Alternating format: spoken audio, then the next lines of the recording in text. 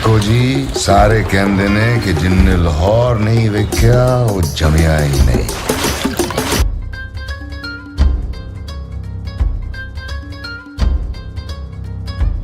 That for me, my country comes first. Nothing else matters to me but my country. Going forward, I would like to say that of course I will not engage with talent from the neighboring country given the circumstance.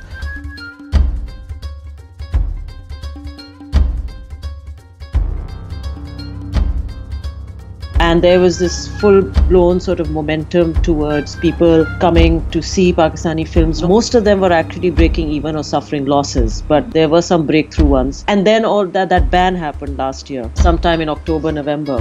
And that really, I think that was a very dark time because it not only killed the habit of, because people, I mean, we have to remember, why did people return to cinemas? It was because of Bollywood and Hollywood, unfortunately, because we did not have a vibrant industry to supply as many films at that time. So people got back when Indian films were allowed in, and that's what got the cinemas going. And the multiplexes started being built and all of that.